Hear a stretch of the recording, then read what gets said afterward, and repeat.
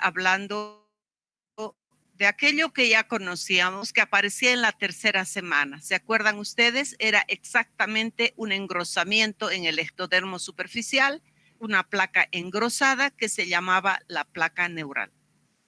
En esta placa neural vamos a encontrar que comienzan a elevarse los bordes, de esta placa neural, y en la parte media aparece lo que nosotros conocemos con el nombre del surco neural. Este surco neural es la demostración de que estas estructuras que están laterales a esta depresión están levantadas. Y entonces estos van a ser los pliegues neurales. Y luego vamos a ver cómo estos pliegues neurales se van a fusionar. Y se ve mejor en esta imagen, puesto que acá tenemos cómo esa placa engrosada se pliega y forma los pliegues neurales. A la parte media tenemos el surco neural y cómo estas estructuras van uniéndose en la línea media para conformar lo que es el tubo neural. Ya después vamos a recordar estas estructuras que también son importantes, que son las de la cresta neural. Pero también acá es importante recordar una figura que les habíamos mencionado hace mucho tiempo.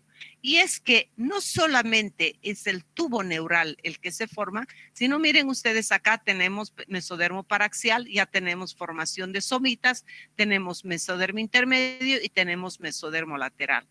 Y también tenemos endodermo que está aquí. Y cuando estamos viendo de que se cerró el tubo neural, cuando hablábamos de cavidades, ¿se acuerdan ustedes? Habíamos dicho que cuando se plegaban, se producían los plegamientos laterales y veíamos cómo se iba a conformar el intestino, veíamos y decíamos también que era un tubo sobre otro tubo. Entonces, esta es la imagen que nos está mostrando exactamente cómo se cerraron estas estructuras y cómo tenemos un tubo sobre otro tubo. Es decir, esta imagen está mostrando que no solamente ocurre esto en el sistema nervioso, todo lo que, no solamente en el ectodermo, también en el mesodermo y en el endodermo.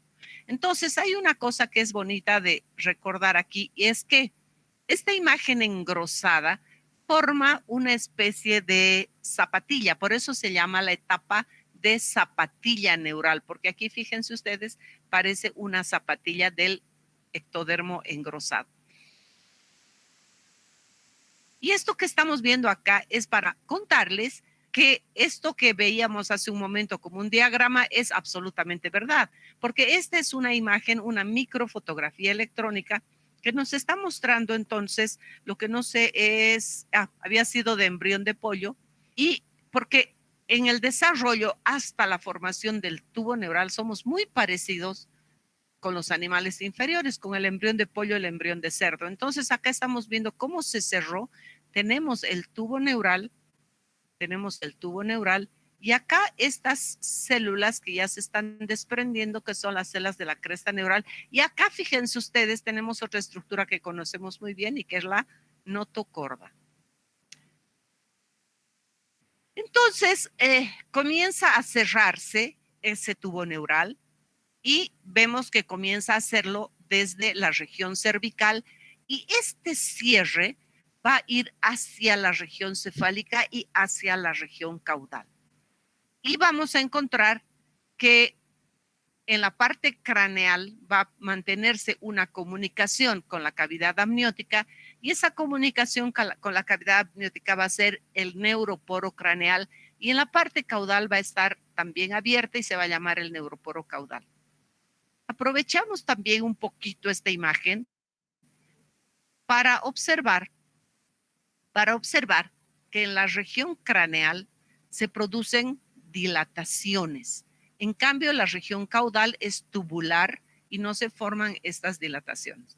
Este neuroporo craneal, ya hemos hablado que se iba a cerrar el día 25 cuando teníamos 18 a 20 somitas, y el neuroporo caudal se iba a cerrar 3 días después, es decir, el día 28.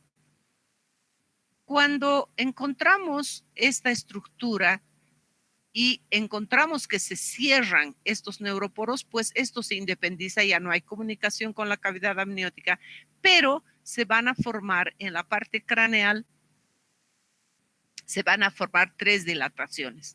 Uno que va a formar el cerebro anterior, que se llama el prosencéfalo, el cerebro medio o mesencéfalo y el cerebro posterior o rombencéfalo. Y acá se va a continuar con la médula espinal.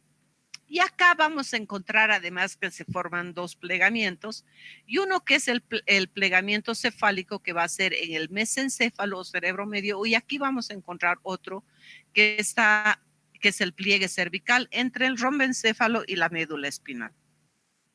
Entonces, acá estamos viendo cómo es que comienza a formarse ese sistema nervioso. Pero a la quinta semana de desarrollo, estas vesículas, que inicialmente eran 3, van a convertirse en otras. Es decir, el prosencéfalo o cerebro anterior se va a dividir en diencéfalo y en telencéfalo. El mesencéfalo se va a mantener tal cual, no va a modificarse, y el rombencéfalo o cerebro posterior se va a dividir en metencéfalo y en mielencéfalo. Ahora, también vamos a encontrar unos plegamientos y acá vamos a encontrar, a nivel del mesencéfalo vamos a encontrar el istmo del rombencéfalo y entre mielencéfalo y metencéfalo acá vamos a encontrar el pliegue pontino.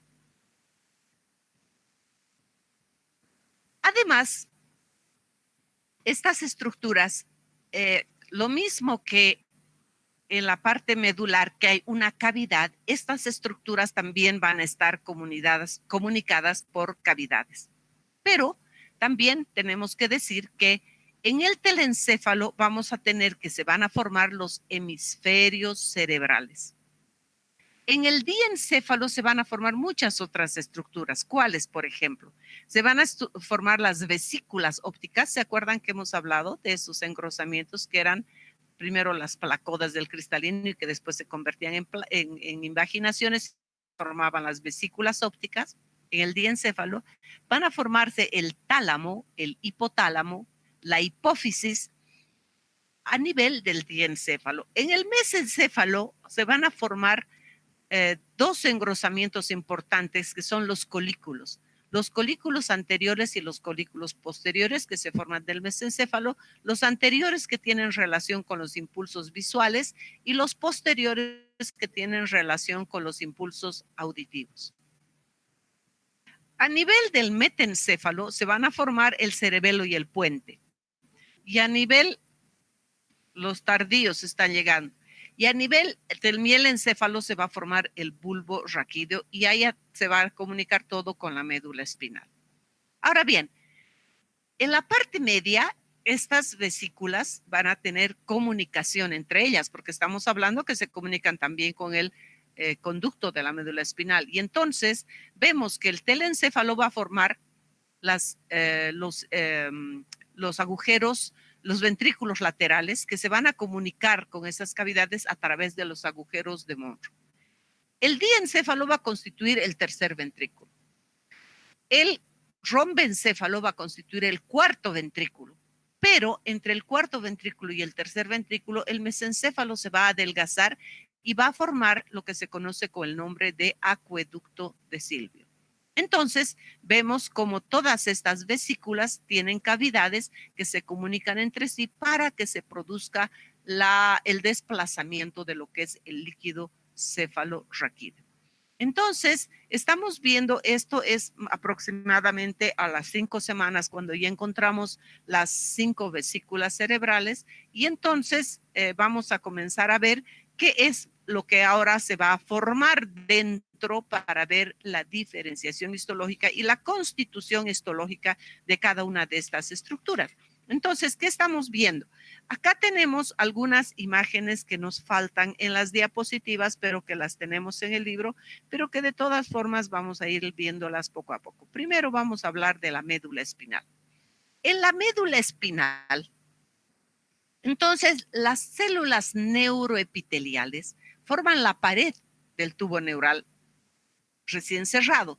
Hemos hablado de que se cerraban esas estructuras, entonces las células que quedan por dentro forman un epitelio pseudoestratificado grueso que tiene la particularidad de que estas células neuroepiteliales van a constituir la capa neuroepitelial o neuroepitelio. Acá las vemos pseudoestratificadas, vemos sus núcleos grandes y acá estamos viendo una microfotografía electrónica de un embrión de pollo donde encontramos esas pseudoestratificaciones, es decir, parece que fueran muchas capas, pero son los núcleos que están a los diferentes niveles. Esta es entonces la característica de la médula espinal. Cuando se cierra el tubo neural, estas células neuroepiteliales se van a transformar en neuroblastos. Entonces, la capa más superior de las células que va formándose van a ser los neuroblastos que están en diferenciación. Ahora, estos neuroblastos van a comenzar a migrar y van a producir unos engrosamientos. Entonces, cuando migran, van a producir en la parte ventral, van a producir primero vamos a hablar de la capa del manto, y de la capa marginal. Pero la capa del manto son las células, los neuroblastos que han migrado y que son los cuerpos celulares. Y la capa marginal está constituida por las fibras nerviosas de estas células que salen de la capa del manto. Pero hay una continua adición, es decir, estos neuroblastos continúan migrando y continúan añadiéndose a esta capa del manto. Y entonces vamos a tener dos engrosamientos muy importantes. Uno que van a formar la placa basal y otro engrosamiento en la parte posterior que forma la placa alar. Entonces, en la placa basal vamos a encontrar que las células que se encuentran en la placa basal o astas anteriores o motoras son las células motoras. O sea, la placa basal va a constituir las astas motoras que son ventrales. Y la placa, el engrosamiento posterior va a constituir la placa alar que tiene células áreas sensitivas. Encontramos dos estructuras en esta formación de la médula. Una que es la placa del techo y otra que es la placa del suelo. En estas placas del techo y del suelo no vamos a encontrar neuroblastos. Estas son vías, son estructuras por donde estas células o estos axones de estas células van a pasar de un lado al otro de la médula y pueden ascender o descender a niveles inferiores. Ahora bien, acá vamos a encontrar todavía entre la parte de la placa alar y la placa basal una pequeña hendidura que se denomina el surco limitante. Y todavía encontramos un otro engrosamiento entre la placa alar y la placa basal que forman el asta sensitiva dorsal y el asta motora ventral. Vamos a encontrar una acumulación de células que va a producir el asta intermedia. Está entre las dos astas. Y esta asta intermedia va a estar relacionada con las células del sistema nervioso simpático y el autónomo, y que solamente las vamos a encontrar en los niveles superiores de T1 y T2 y en L2 y L3. Ese es el sistema, el asta intermedia que encontramos entonces en el sistema nervioso, que está constituido por sistema nervioso autónomo. Bien, entonces, ahora vamos a hablar de la diferenciación histológica. Resulta que cuando las células están migrando desde la capa neuroepitelial, vamos a tener que, van a tener una dendrita pasajera, una prolongación pasajera, pero que al migrar esa dendrita transitoria o pasajera va a desaparecer.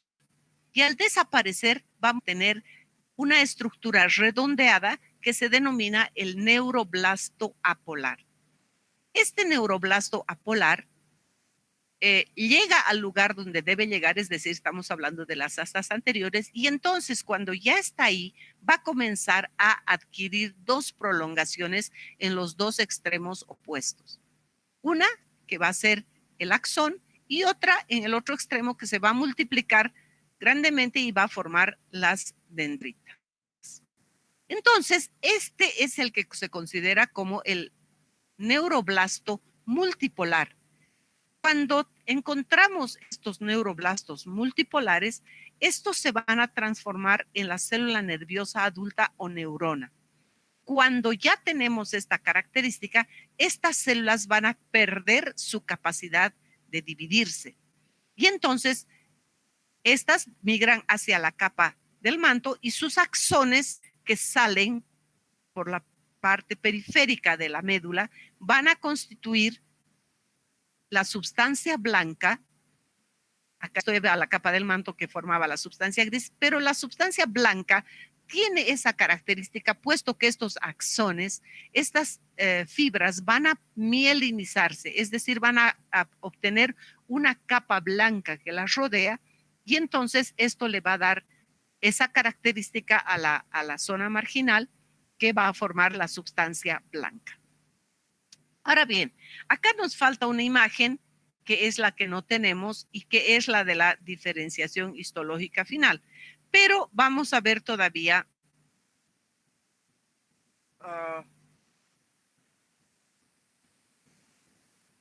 pueden ustedes acudir si quieren a la imagen de su libro que está en la imagen 1811 de la página 320 para ver después qué es lo que sucede.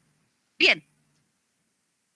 Cuando cesa la producción de neuroblastos, porque esta no es una producción indefinida, cuando cesa la producción de neuroblastos, tenemos que estas células neuroepiteliales van a formar un segundo tipo de células, que son los glioblastos.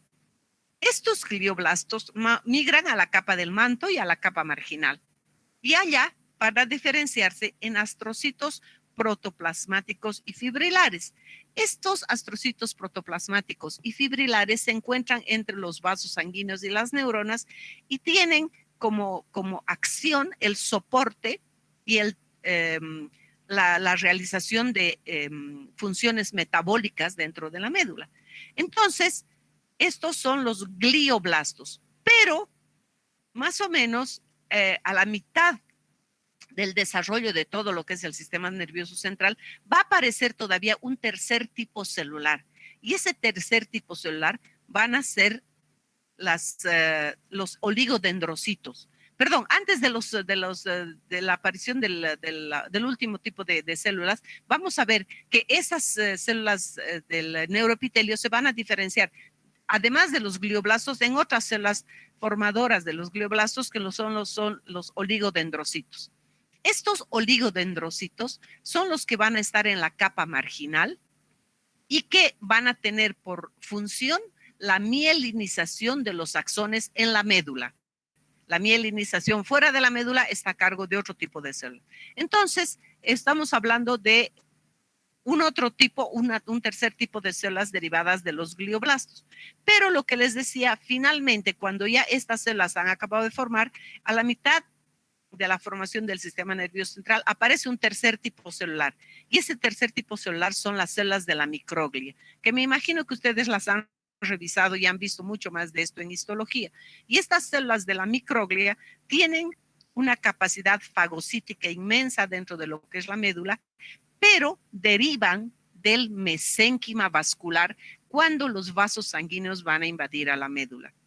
Entonces, cuando ha sucedido todo esto, o sea, quiere decir que las células de la microglia no se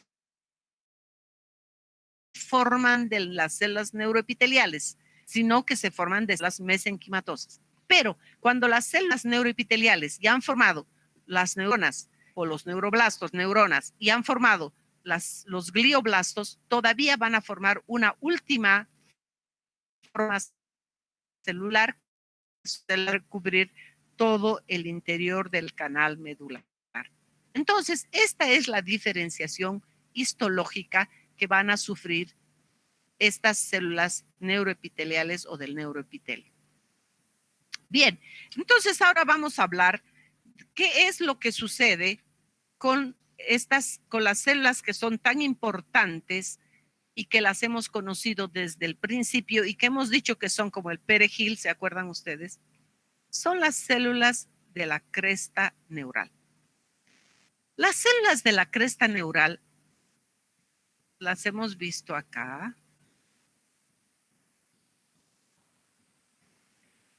Las células de la cresta neural hemos dicho que estaban en la parte más elevada de los pliegues neurales. Se llama cresta neural porque esto hace recuerdo a una ola. Y en la parte superior de la ola están las crestas de la ola. Y por eso se llaman las células de la cresta neural.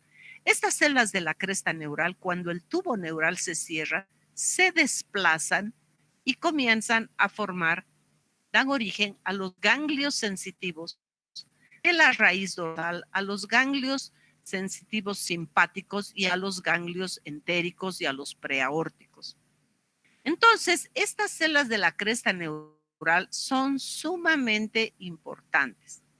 Y lo que vamos a tener es que sus neuroblastos, los neuroblastos de estos ganglios sensitivos, emergen y tienen dos destinos.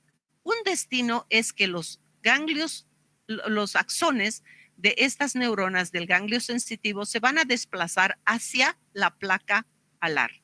Esta prolongación penetra al tubo neural, a la placa alar, y pueden ascender o descender a centros superiores y forman lo que se llama o se conoce con el nombre de raíz sensitiva dorsal.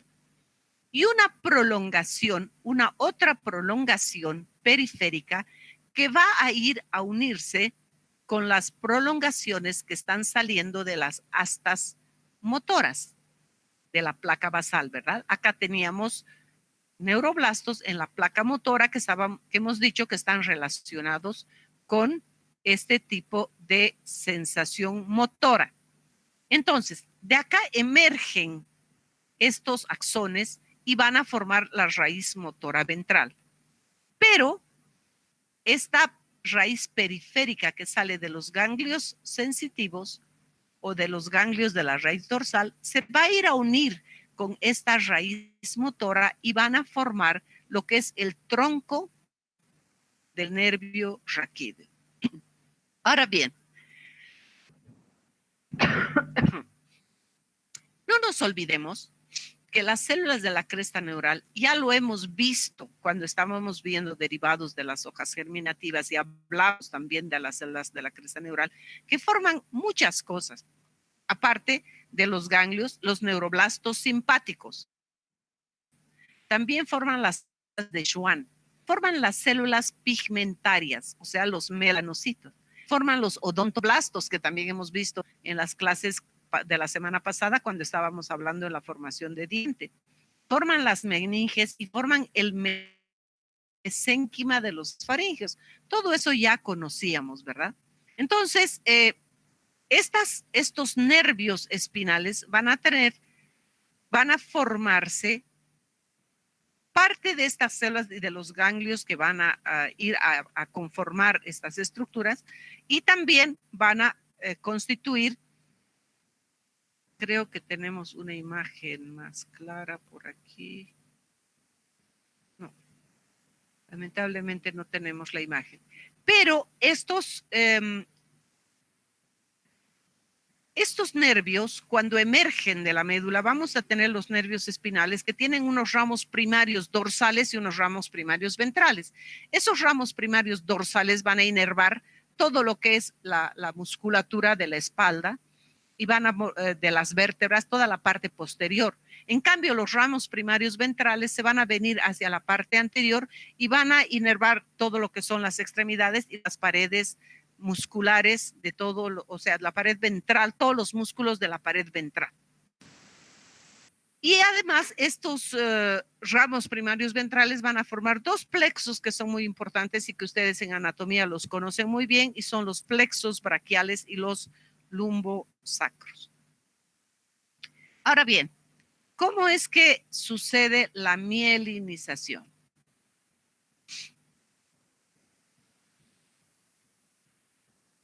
Emerge esa raicilla motora ventral.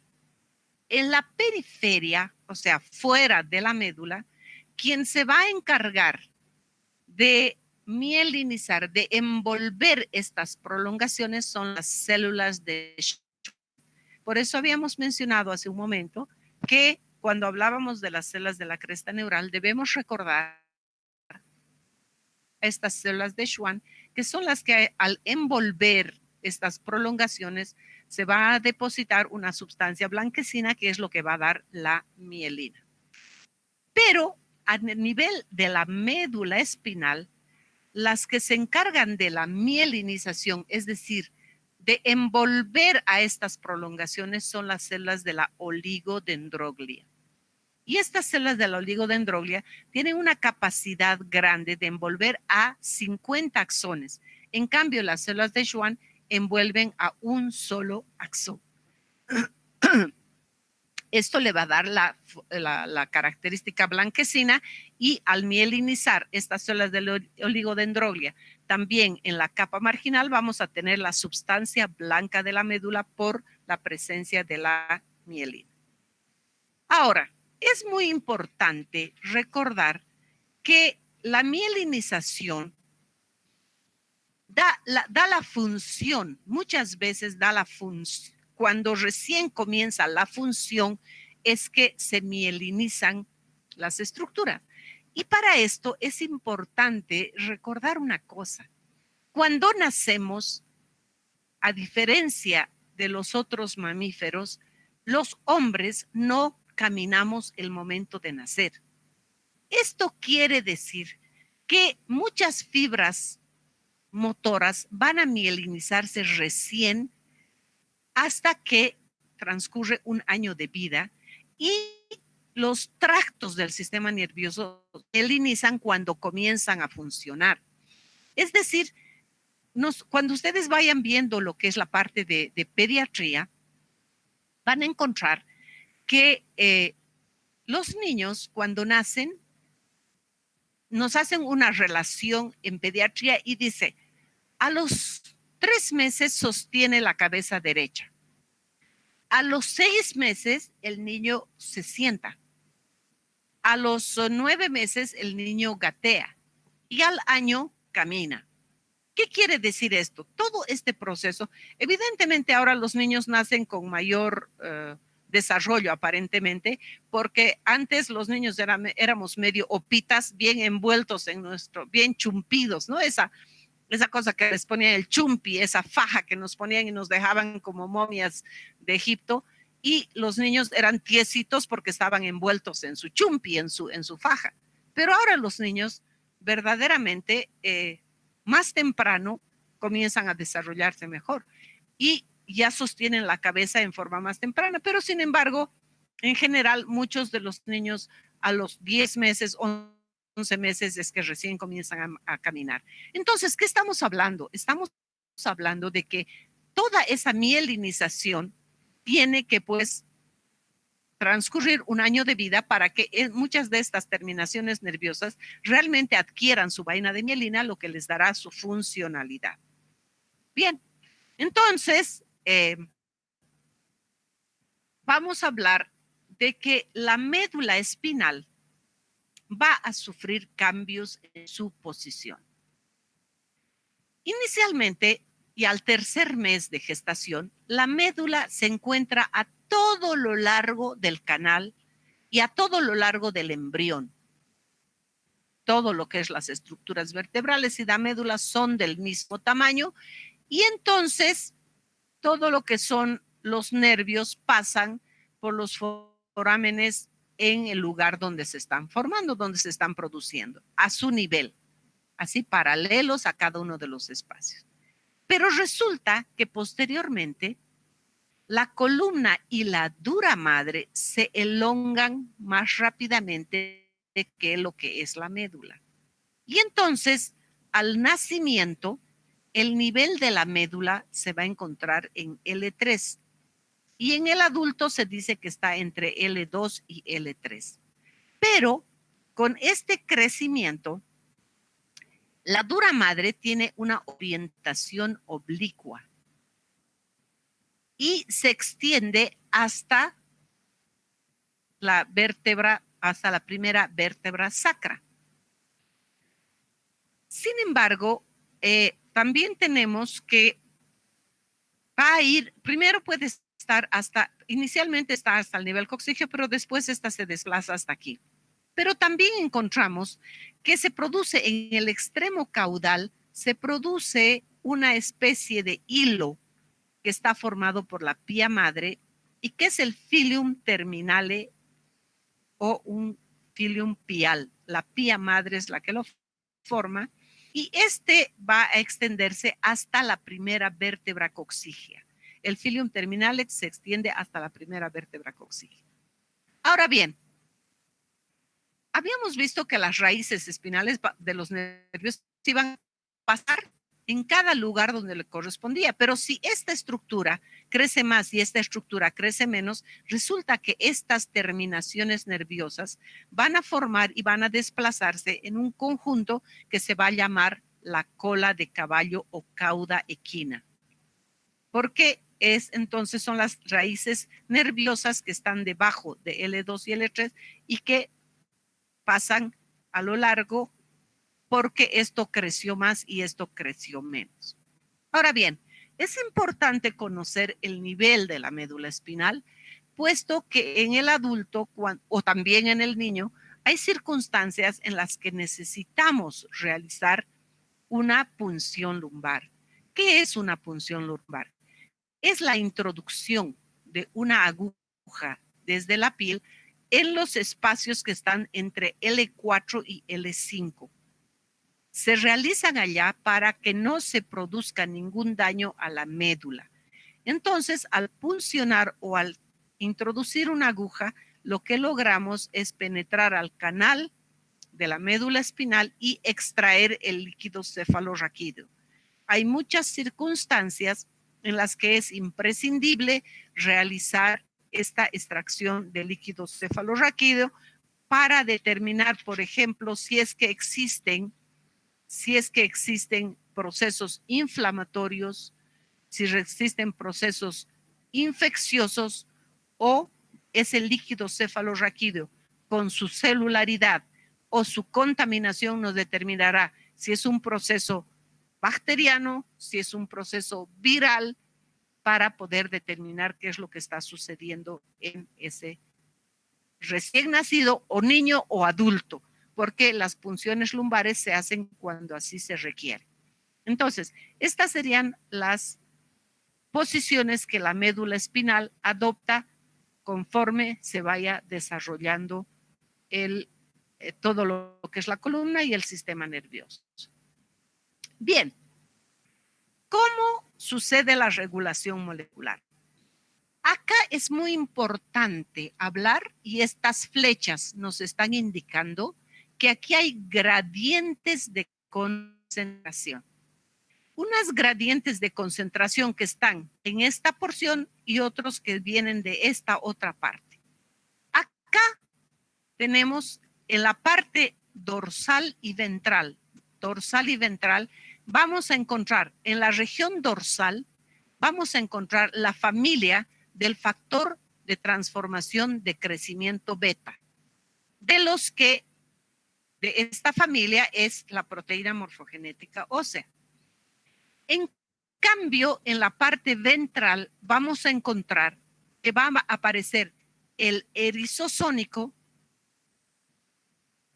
y este erizosónico va a ser secretado por las placas basales y por la notocorda.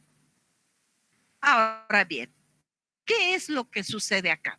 Entonces, acá tenemos la proteína morfogenética ósea 4 y 7 que se secreta en el ectodermo suprayacente al tubo neural y va a desencadenar en esta porción donde están esta familia del factor de transformación de crecimiento beta, en la placa del techo del tubo neural va a formar o va a desencadenar la presencia de la proteína morfogenética ósea 4, que va a producir una cascada de proteínas que forman y secretan la proteína morfogenética ósea 5 y la 7 más la activina y la dorsalina.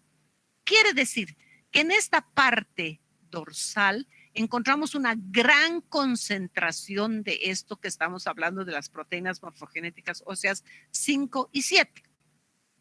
Entonces, en esta parte dorsal vamos a encontrar que el aumento de concentración de estos factores de crecimiento y transformación beta hacen que se produzca el PAX3 y el PAX7, que controla la diferenciación de las neuronas sensitivas.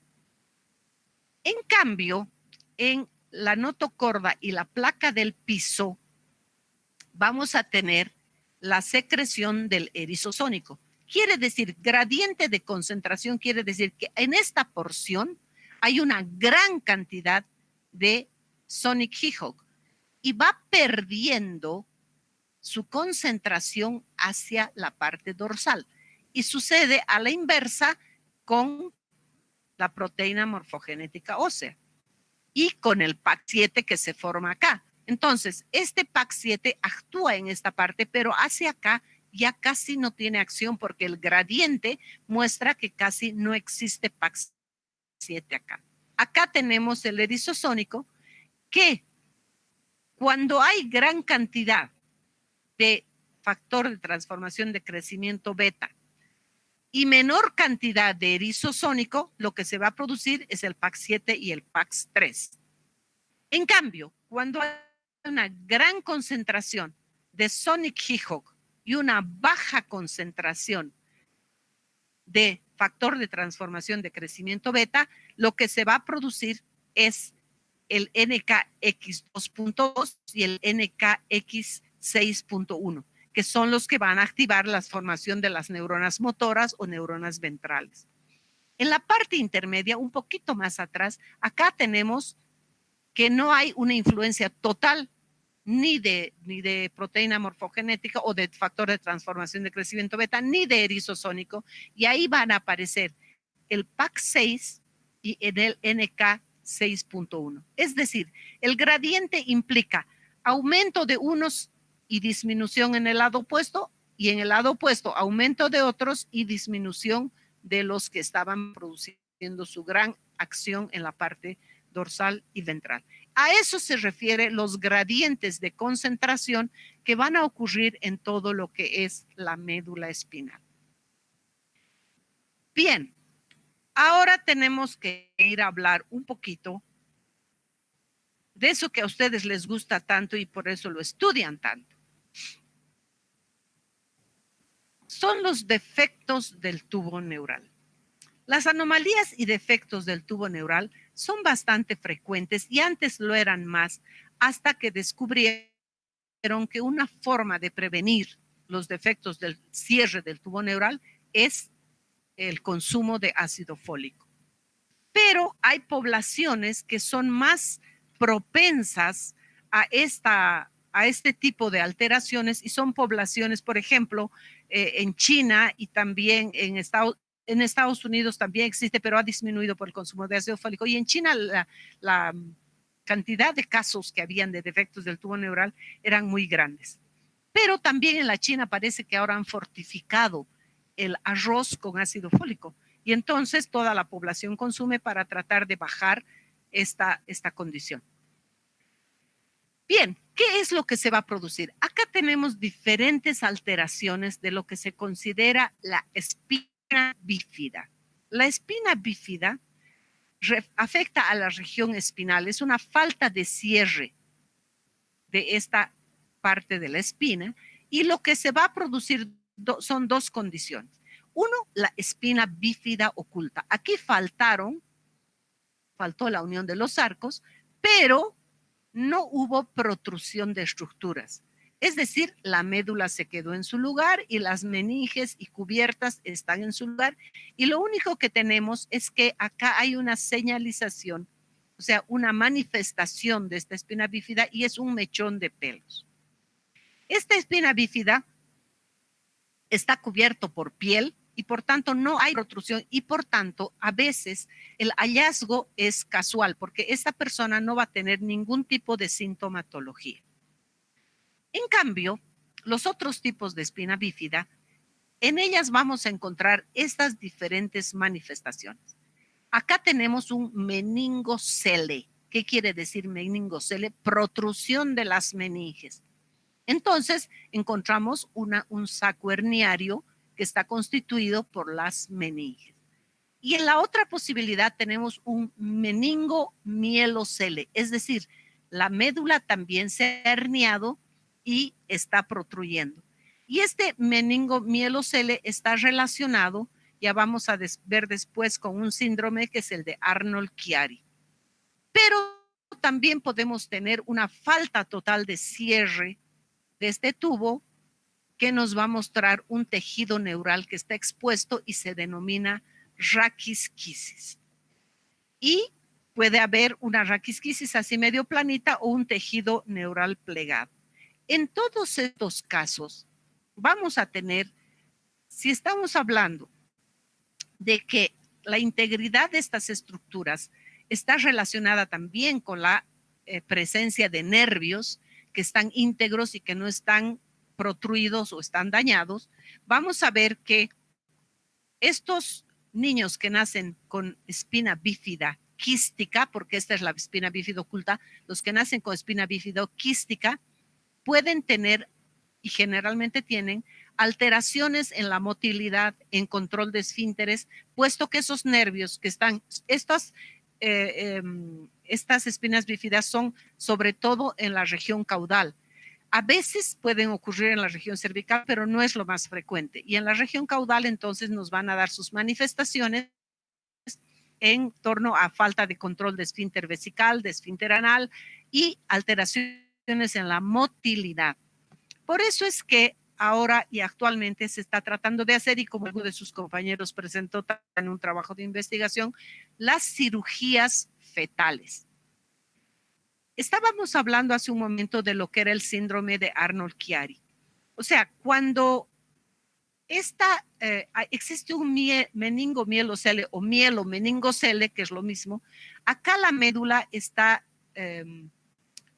fijada hacia afuera, o sea, aquí el saco herniario desplaza la médula hacia afuera y por tanto esa médula tracciona a la parte superior de la médula espinal y eso hace que se pueda producir una herniación de parte del cerebelo en el agujero magno y por tanto vamos a tener hidrocefalia que está acompañando y está condicionada por una espina bífida quística.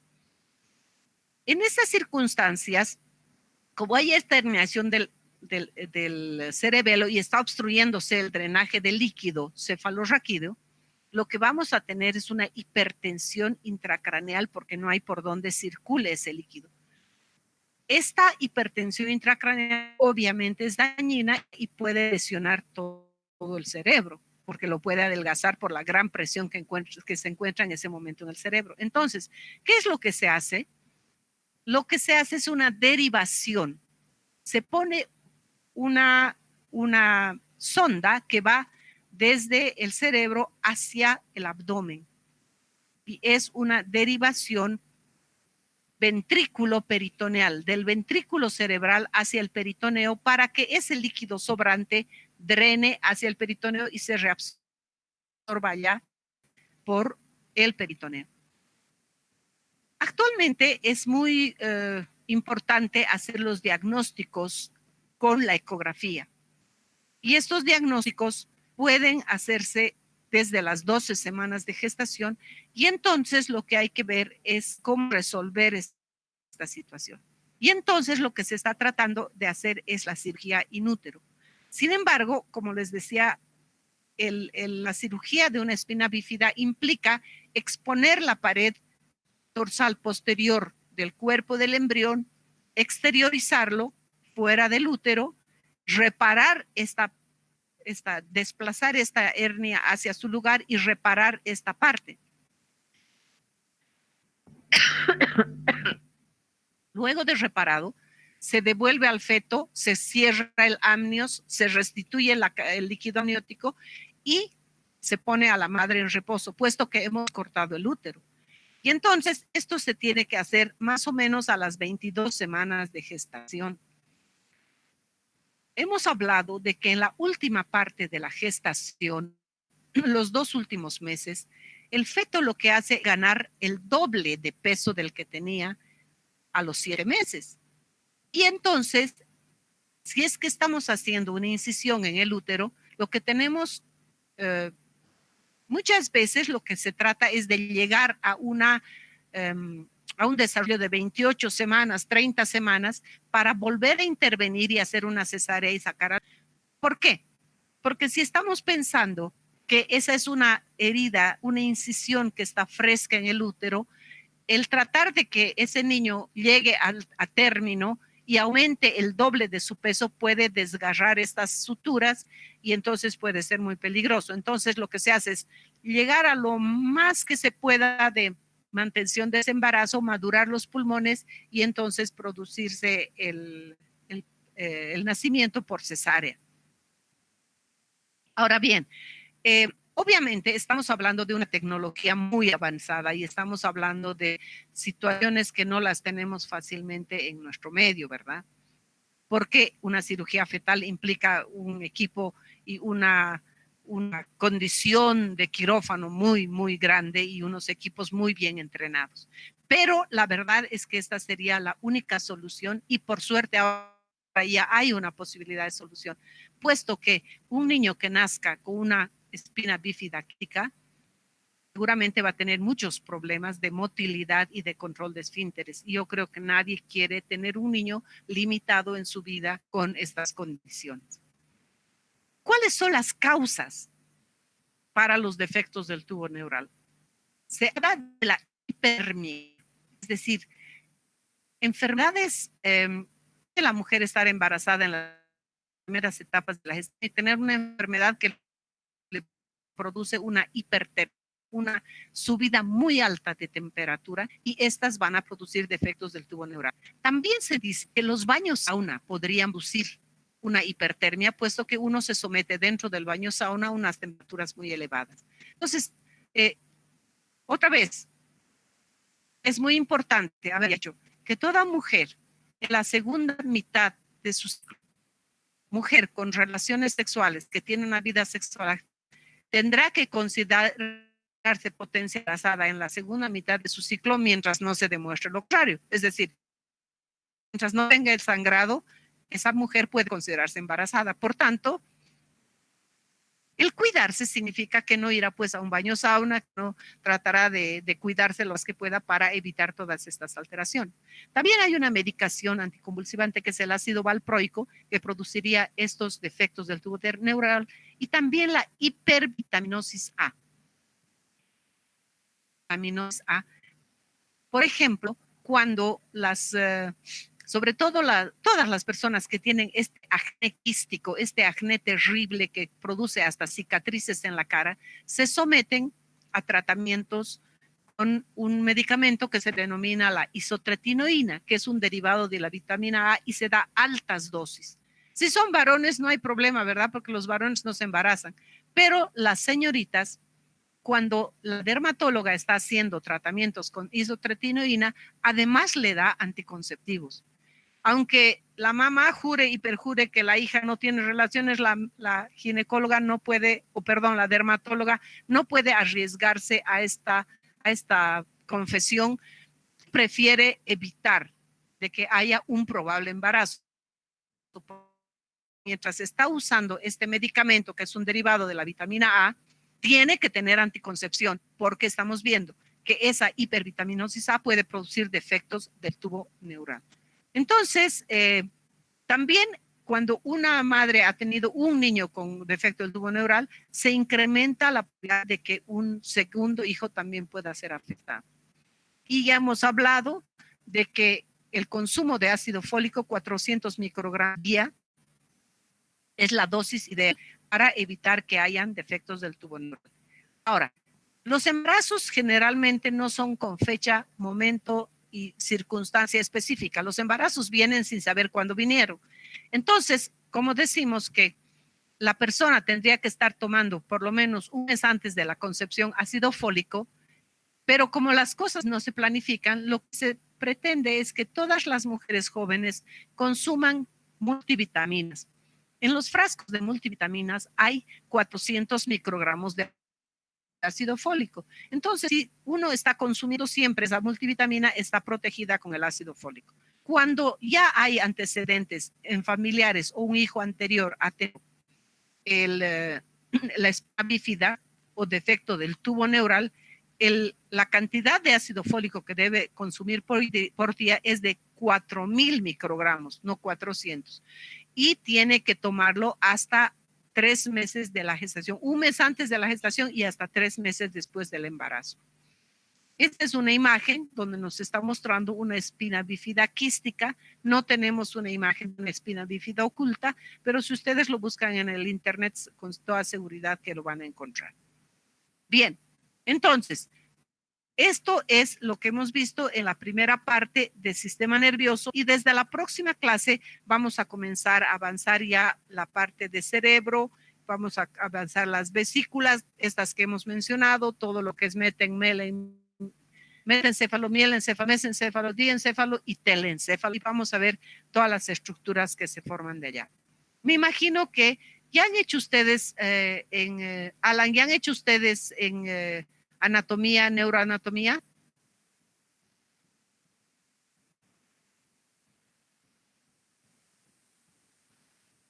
¿Quién me No puede? hicimos todavía, doctora. ¿Cuándo comienzan, Nazarena? No sabemos, por ahora la clase de ayer vimos órbita y ojo, ¿Ya? pero no sabemos cuándo es todavía neuroanato. Ya, entonces nosotros estamos dándoles una imagen, un pantallazo, casi todas las otras cosas ya son de anatomía y de neuroanatomía y van a ver cómo se complementa con todo esto que hemos hablado hoy. Entonces, jóvenes, nos vemos la próxima semana para concluir todo lo que es la parte de nervioso. Gracias, doctora. Vamos a desayunar para entrar a la siguiente clase. Pues, doctora. Hasta luego. Chao, chicos. Hasta luego, doctora. Hasta luego, doctora. Gracias. A ustedes.